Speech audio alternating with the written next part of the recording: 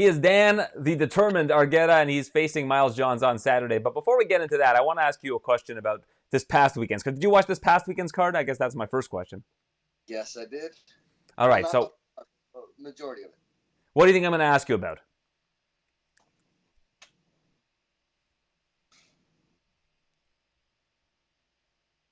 Is it about the main event? No, I'm going to ask you about the fight where the referee unfortunately prematurely stopped it Oh, due to submission, because this is something that you just went through. And the reason why I want to bring this up is because a lot of people are saying they should resume fights in these situations. Now, you've been in this situation. If the referee said to you, "We want to restart you and Ronnie Lawrence, but you have to give up the choke. You have to start from a neutral position," would you accept on those terms to resume the fight? Well, I don't think they would make that the rule. I think if they restarted the fight, it has to be in the same position. Otherwise, it's just as bad as taking the whole fight away from them. Has to be in the new position. Well, the problem is, if you're the commission and the referees, you can't say, "Okay, we're going to put Ronnie Lawrence back." Was it a guillotine choke that you had him in? I'm trying to remember. I think it should be with the choke, hands not clasped. No one's hands could touch, just like in wrestling. And as soon as the ref, touches both guys at the same time, boom, you can lock your hands, you can go. But then wouldn't he have top position on you? Like if you have him in a guillotine No, I and had him. I would have been on top. you were on top in that situation. Okay, I'm trying to remember what the choke was. So what was the choke that what position were you in when that got stopped? Top mounted guillotine. Okay, so it was a top mounted guillotine. Okay. But that wouldn't work from a bottom mount, like a guillotine from bottom. That wouldn't really work based on what you just said. But what from? So if if they said we're going to just give you the position, we're going to give you top mount position, you'd accept those terms, correct? It would have to be top mount with the neck. I don't have to have it locked up. I don't have to have the blood choke started. Basically, get back in the position. Referee asks the guy who's in the deficit, saying, "Hey, can you breathe? Do you feel pressure? No, you're good. Okay, Dan, get on." Or as soon as I touch both you guys, boom, you guys can lock up and go. It gives him more of an advantage, and even in that, he gets to explode right away, knowing that my hands are about to lock. Yeah, I would agree with that. I'm just curious because one of the big criticisms of a situation like the one that you had and the one that happened this past weekend with Edgar Shirez is that because the fight is called early, it's a no contest. Neither of you now have the opportunity to get either A, a win bonus, or B, a performance bonus. Obviously, that's not the officials' problem. Like, they're not the ones signing the contracts here. But at the same time, I do agree that if there's some sort of option to restart the fight, if there is an erroneous decision that the official made in that situation, that I think that would make sense. Yes, I think it's either like basically look at the guy who would have got the finish, and say you're either gonna restart or you guys, neither of you are getting paid. So then the guy can be like, okay, well, I do want my shot. I would have said, yeah, okay, put me back where I was. But like I said, the only way to do it correctly would be asking both guys, right then and there. Okay, there's no pressure, no pressure. You guys aren't locked up yet. Okay, when I touch you, go. And I guess the other thing in that situation is the referee would probably have to say, "Hey, they're replaying this. They're looking at the replay. We may have to restart this fight." And that way, at least you can get kind of more into that frame of mind because you Yeah. basically went from thinking you were about to win the fight to it being a no contest. And I mean, Oh, to have to yeah. restart under those circumstances mentally is obviously a challenge. Agreed. Agreed. Yeah, so that's what It was it it piqued was my interest, weird. and I figured I was speaking to you. I had requested an interview before this whole situation took place, but since I had you, I figured this would be a good a good thing to ask you since you're so far removed from that situation now. Yeah, it was weird because I did my job as best as I could. They say don't leave it in the hands of judges or refs, whatever it is, and I did everything I was supposed to do. I did not let go of that choke or get off until the ref pulled me. So that's what's frustrating. Where it's like, man, if the referee just wasn't there, like wasn't allowed to touch, like when it's on a submission, if he wasn't allowed to touch, like if he just had to analyze the whole situation from the outside and either watch him tap or watch his arm go completely limp, it would have been fine. Yeah, and I guess that's kind of where Chris Tognoni went wrong this past weekend. Is the arm did go limp, but he didn't check it. Like he didn't grab the arm and kind of move it to a different position like a referee's supposed to do. And he apologized right away to Lacerda after the determination was made. And like, I put guys to sleep. I know when they're asleep. When they're asleep, I'll get off. You know, but yeah, it was unfortunate. But I'm glad that I'm not glad that it happened again. But I hope that the problem gets resolved. Yeah, I think that it's something that if we can talk through it in the commissions, I mean, instant replay as a whole is a very new phenomenon in MMA. I mean, people don't really, we haven't really seen situations like yours and the one that happened this weekend happened previously. It used to just be ruled a submission and then you'd have to appeal it, right? So, Yeah. which for you is probably a better outcome. I don't know if you'd have to give back your win bonus in that situation, but at the same time, it's kind of tricky in that regard. Did you end up getting a win bonus anyways because of that situation being tricky, or was it just went unresolved? Uh, we tried to appeal it, and I think it. Oh man, I wish I could remember. My Cub Swanson's partner on the management team, Mani Amadi, he's a lawyer, and he actually went through the commission and went through a whole process of trying to appeal it. There was a reason we couldn't do it though, and I didn't even know he was doing it on the side. We already closed that chapter and just kept going forward.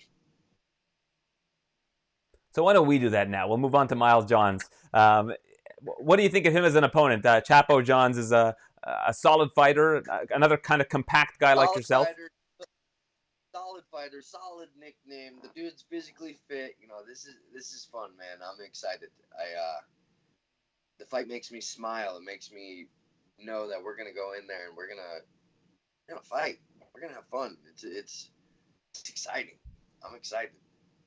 Before we started, you compared it to like a child's birthday party. Like you give out the invitations, you see who's going to be coming. So, who's RSVP to this one for you? Who's gonna be in Dan Argueta's corner this week?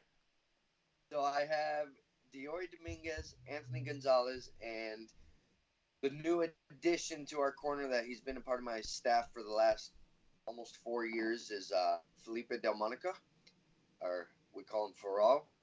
He's a jiu-jitsu practitioner and one of the top professors in the world right now. He runs the Gracie Baja Irvine headquarters, so the United States headquarters for Gracie Baja. He's Master Carlos Gracie's, right-hand man when it comes to running a curriculum and running these schools and teaching us MMA fighters how to fight or how to use our ground game in fighting. So we added him to my corner, and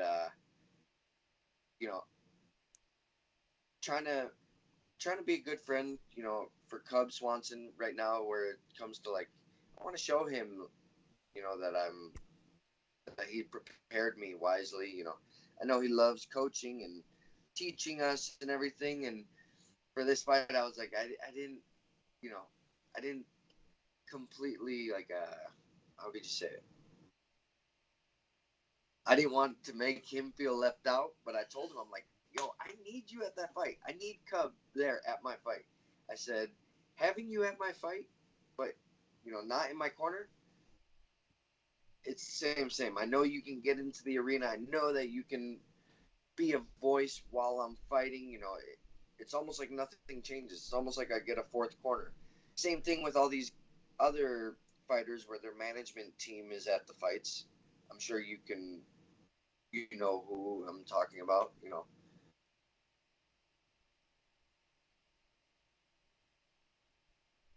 there? Yeah, I'm sorry. I thought you were finishing another part of your sentence. I thought Yeah, you were going to start no, naming no, off no. I was managers just that come to the fights. Uh, so trying to that. So I wanted, I want Cub to have that turn where, hey man, you're my manager, you're my training partner, you're my mentor, you're my best friend. I need you at that fight. so Cub is he'll be there. He just won't be in the corner. Correct. Correct. He will be there cage side with my fiance and his wife, Kenda Perez. That's awesome. It's good that he's going to be there as a presence for you for sure. I mean, like you Yeah, said, it is almost like having an extra corner. correct. So I'm gonna be the first one to say it. Don't make it a correction with me. There's other teams that they all have their managers there as well. My manager is just a better fighter.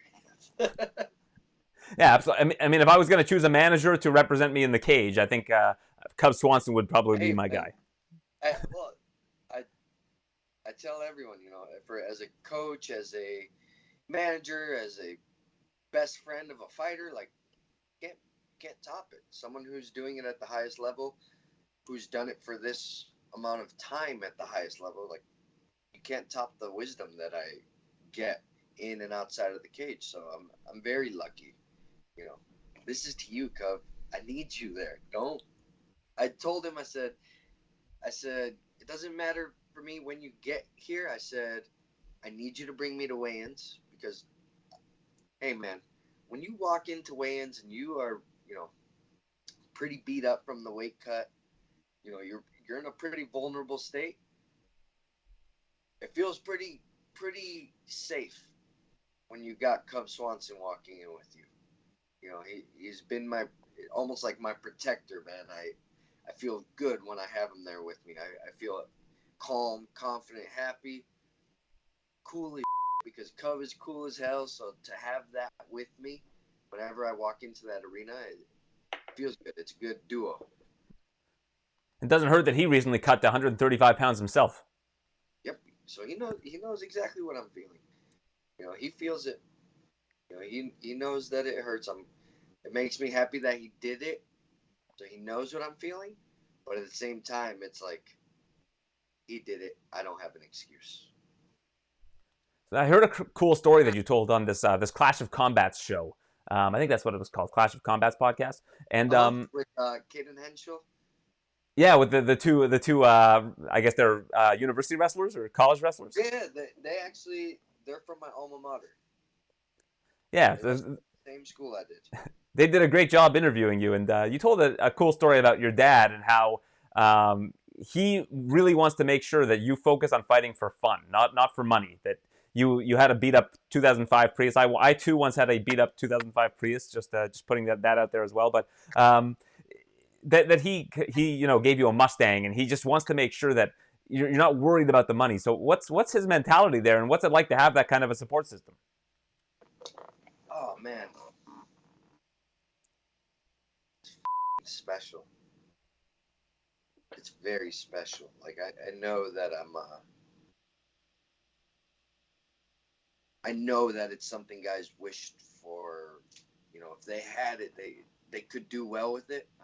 But the reality is, 50% of the people that would be given what I'm given from my family's hard work, 50% of the people would it up in a week. I don't. Not everyone will understand this, but like my dad calls me up every day, and if my dad calls me and says, "Hey, kid, I need you here in a week. I need you for a week to work and do this and do that, and on top of this, be a good brother, be a good son, be good to your mom, be nice to everyone. I know you got this fight coming up, but I need you to do this for me for a week to work." I'm there. And I've been there doing that for the last 7 years since I started fighting. At the drop of a dime, I'm there. My dad says he needs me for something, I'm there. He needs me to come work, I'm there. Talk to him every day, take his advice. You know, don't you know, don't start little petty arguments with my family. Understand that they're the ones that will always be there for me. I've met some people. I've met some people that they can't handle that with their families. But because I can handle that, and because I respect those family values and what my family asks of me, I do get nice things in return. I do. They see the effort I'm putting into something, and they're better well off than me. They do want to help me because I am giving it my all. I'm doing everything I could, and it's funny. I this fight, I finally took it to heart what my father-in-law, what my father, and what my mentors told me after the last fight, which was don't worry about the money, and all I've been worrying about is having fun in there, getting just like having a good performance and having fun, fighting and doing something that I used to do for free, and knowing that the money will follow. I'm just lucky that I get to, like I said, I get to do this on the biggest stage on the planet. Like that's cool. I'm living. This is my. I'm literally. I got my dream job, man. It's a job where you can walk into the head office in your underwear, like I saw on your Instagram page. Yeah. Name another job. Other strippers. Well, I know if I did that in my business, I wouldn't have a job. So I can't name another job off the top of my head where you do that. I mean, maybe if you're like a swimmer or something, but I mean, then you're just wearing No. swimwear, so that's kind of a little bit Imagine different. walking into the swim headquarters in your speedo. No, not happening. Yeah, probably not. Um, well, it's always great catching up with you, Dan. I always love hearing you're a really good storyteller. I'm sure people have told you this before. Oh, You're very dude, thoughtful in the way that you deliver I your got answers for questions and your stories. that. I got that ADD. That shit. It makes me ramble. But man, I got a lot to say.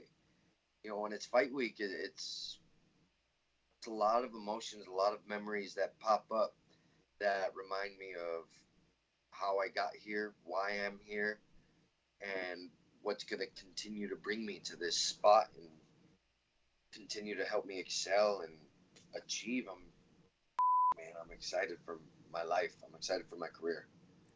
Well, you have one of the most important weapons, not just when it comes to your career, but in life, which is gratitude. And I think that it's something that a lot of people take for granted. And it's also, I think, something that when people lack gratitude, that they have a real kind of anger about them that they Yeah, can't put in their back pocket. yeah. Well, it's like I said with the support I get from my family. Some people want to say, what is it? Silver spoon? Is that what they say? What is it? Yeah, but I mean, that's certainly not what I was getting at when I asked about it. I just think that it's, No, no. But yeah. some people say that. For me, it's kind of up, but I laugh about that. I'm like yeah, but you know what? I use that same spoon every single day. I wash that spoon. I make sure that I put that spoon away. I make sure that if my family needs that spoon, here you can have it. I do everything for them, everything that I can, everything that they ask, just because they got me to this point, man. You know, the car thing, like that makes me like smile and laugh. I will never get rid of that Mustang, man. I will never get rid of that Mustang. It's my baby. It's like it's I laugh because I got friends with brand new cars and trucks and sports cars, and I got an '08 Mustang. I think that's the best explanation of myself. An '08 Mustang that it's a little beat up, but it's me. Everything about it is me, and that thing is mine. And my brother gifted it to me because my dad said, "Hey, give this guy a car." My brother gifted it to me because he saw that working my ass off, and I did want something a little bit cooler to be excited to go to training, go to these events, go to all my stuff. You know, it's cool. It's exciting. I agree with you, man. It's super cool. It's always great to catch up with you, Dan. Best of luck on Saturday, and Thank, looking forward to more of your success. thank you. Appreciate it.